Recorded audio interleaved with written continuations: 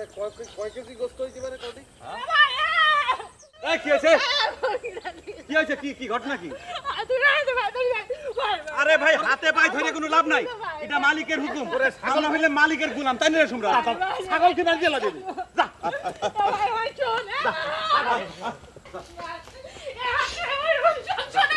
এই কাটাকাটি করে কোনো লাভ হবে না। এই দেখো আমার কথা প্লিজ না ভাই, ভাই শোনেক আমার কথা শোনেক। এই শুনবা ওই যে আমার কথাটা শুনবেন। কথা শুনি কি কয় কো? ওই হচ্ছে কইছে কি মানে যে আমার যখন টাকা হবে তখন আমি সর্দারের কাছে যাই আমার সুদের কিস্তি দিয়ে আসবো, তোরা বর্গিটা আমার লিস্ট নে ভাই। আরে বাপুরে কাটিয়ে কোনো লাভ হবে না। শোনো, অফিসের কাছে বাধা দিও না তো। উপর মহলের থেকে অর্ডার আছে তোমার ছাগল কোরক করে নিয়ে যাওয়ার, আমরা কোরক করে নিয়ে যাচ্ছি। তোমার যদি কোনো আর্জি থাকে তুমি সর্দারের দরবার যা পেশ করে পারো। এই শোনো চল। ভাই মানে শোন তোরা কথাটাই বুঝতেছ না, আমার কথাটা শোনে। তোরা বর্গিটা খানা কেন করে টাইনে বেরি কষ্ট দিস নে, বর্গিটার পেটে বাচ্চা।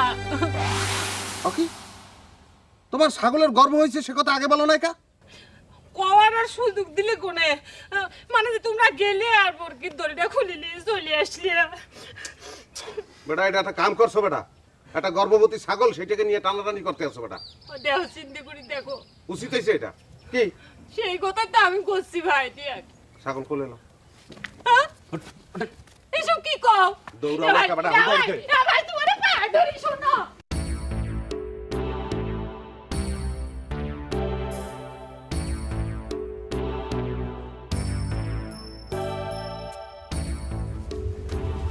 শোনো, আমি কোনোদিন আসল টাকা নিয়ে চিন্তাও করিনি।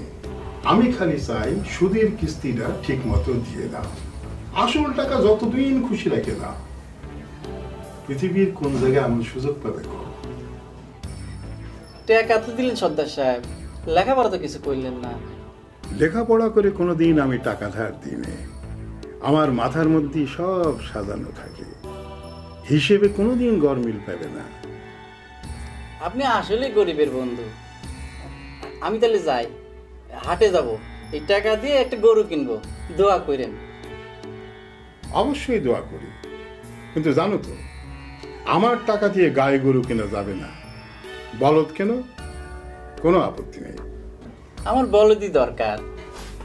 খালুদান এই যে বাদশা, হ্যাঁ আমি তো খালি ছাগল আনবে করছিলাম, সাথে মালিককে দেখি কে? খালুদান মেলা নিষেধ করেছিলাম, কোনো কথা শোনে না। এই ছাগলের মধ্যে ঠেটা। মানে যে সর্দার সাহেব দেখেন এত করে সে হাতে পা ধরলাম, বর্গিটা কিরকম টানতে নিয়ে আইসে। আহা, বসো তো, বসো বসো।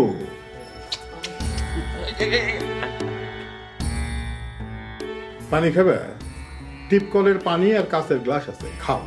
পেরেশান হওয়ার কিছু নেই, আমি এগের সাথে কাজ সেরে তোমার সাথে কথা বলছি। খালুদান ছাগল যেহেতু এখন চলে আসছে, আমি তাহলে একটু বাড়ির মধ্যে ঘুরে আসি।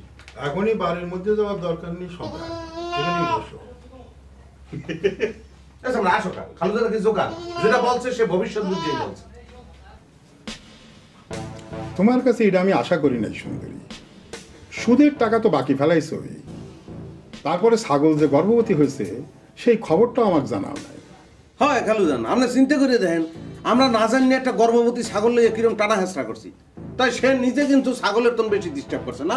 জি খালুদান, সম্রাট ঠিক কথাই কয়েছে। একবার চিন্তা করে দেখেন, এই গর্ভবতী ছাগলটাকে নিয়ে আমরা রাস্তার ভিতরে হাইটে আসতেছিলাম, হঠাৎ করে যদি অ্যাক্সিডেন্ট হয়ে যেত, ডেলিভারি হয়ে গেলে বিপদে পড়ে যেতাম না খালুদান? আমার ভুল হয়ে গেছে সর্দার সাহেব। আসলে ঘটনা যেটা হয়েছে, মানে যে আর কি মনে করেন কি, আমি আসলে কিস্তির টাকা জোগাড় পাইনি, সেজন্য ভয় করে আপনার সামনে যাইনি।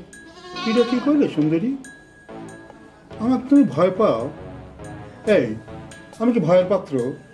সি সি সি সি সি সি, আমার টাকা দিয়ে ছাগল কিনে চাও, সেই ছাগলের বাচ্চা হবি, সেই খবর তো আমাকে দেয়নি, উল্টো আমার দোষের মধ্যে ফেলাই দিচ্ছ। আমার কি করতে কি করা ফেলেছি মুখ্য মানুষ। মানে যে হয়েছে কি, আপনি আমাকে মাফ করে দেন, ছাগলটা এখন নিয়ে যাই, আপনি অনুমতি দেন। এটা তো কোনো কথা হলো না সুন্দরী। তোমার মেলা সপ্তাহে সুদের কিস্তি বাকি পড়েছে, সেটার ফয়সলা না করে তুমি আমার কাছ থেকে ছাগল নিয়ে যাবার অনুমতি চাইছ? এটা আপনি কি করছেন সর্দার সাহেব? দেখেন, মানে যে আমার এখন কোনো মতেই সুদ ঋণ কোনো কিছুর কিস্তি দেওয়া আমার পক্ষে সম্ভব না। আপনি তো আমার সম্পর্কে সবই জানেন। আমি যে সবই জানি এটা কিন্তু ঠিক না। আর জানলেও আমার কিছু করার নেই। কি করবো কও? আমি তোমাদের উপকারের জন্য টাকা ঋণ দেই, লেখা নেই পড়া নেই, অথচ তোমরা যদি তোমাদের কথা ঠিক না রাখো আমি কি করবে পারি কও? বাদশা সম্রাট, তুগার খালু জানতে একটু আসবার কত?